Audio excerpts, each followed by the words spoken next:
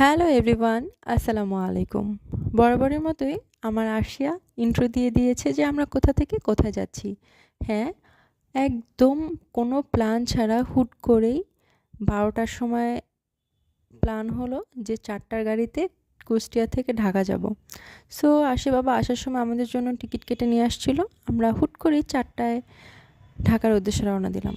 আর এখানে কিছু দূর আসার পরে ফরিদপুর গ্রিন লাইন কাউন্টারটা এত বেশি সুন্দর, আমার অনেক বেশি ভালো লাগছে।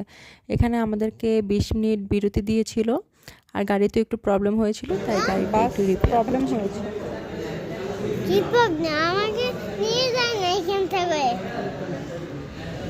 তুমি তো ওয়াশরুমে গিয়েছিলে, তাই নিয়েছেন। কেন?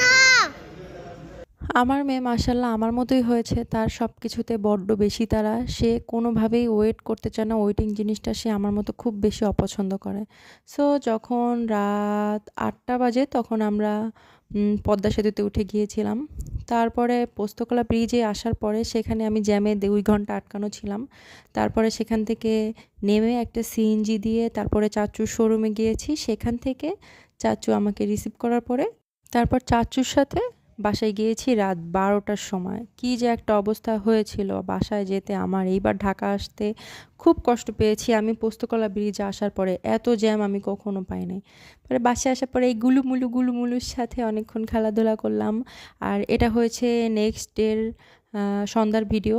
একটা বিয়ের প্রোগ্রাম ছিল, অনেক কাছের মানুষ বললেই চলে।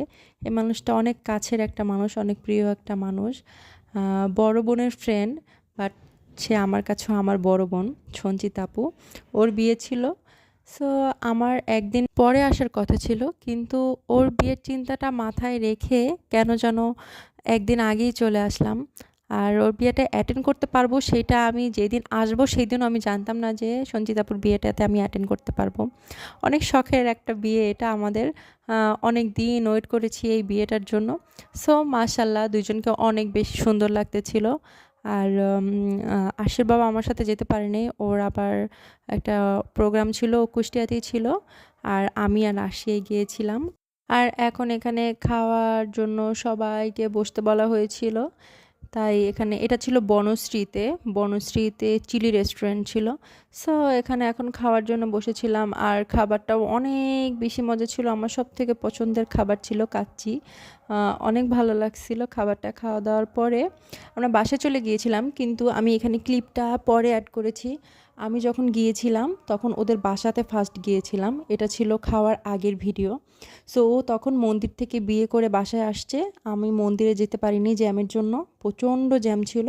সো বাসায় আসার পরে এই যে দাদাকে ফার্স্ট টাইম দেখলাম, সঞ্চিতা আপুকে সিঁদুর পরা ফার্স্ট টাইম দেখলাম, কেমন যেন অনেক ভালো লাগা একটা অনুভূতি কাজ করতেছিল, আমি বুঝাতে পারবো না। কারণ সেই ছোটোবেলা থেকে আপুর ফ্রেন্ড মানে আমারও বড় বোন, সেরকম করে সবসময় দেখে আসছি। তোমাদের জন্য অনেক দোয়া, তোমরা সুখে শান্তিতে সুন্দর একটা সংসার গুছিয়ে নাও। আল্লাহ তোমাদেরকে অনেক সুখে শান্তিতে রাখুক, এই দোয়াটাই সব সময় করি। বুঝছো কেন বাচ্চা বলো? তোরা কি সব ওই জায়গায় গেছিস? দৌড় দিয়ে চলে যাবে? তাই কাকে রেখে দৌড় দিয়ে চলে যাবে? বউ জামাইকে। আপুদের বিয়ের যে গাঁট ছড়া একজনের সাথে একজনের বাঁধা, আর সে সেটা দেখে আমাকে বলতেছে, মানে সবাইকে বলতেছিল বউ জামাইকে কেন বেঁধে রাখছে। তো সেটা নিয়ে সবাই এখানে হাসাহাসি করতেছিল যে জামাই দৌড় দিবে, বউকে নিয়ে পলায় যাবে, এই জন্য বেঁধে রাখছে। সো এই তো আপনাদের সাথে একটা সুন্দর মুহূর্ত শেয়ার করলাম, সুন্দর ভিডিও শেয়ার করলাম। সবাই ভালো থাকবেন, সবাই আমাদের জন্য দোয়া করবেন। এই তো আপনাদের সাথে সুন্দর একটা ভিডিও শেয়ার করলাম। আল্লাহ হাফেজ।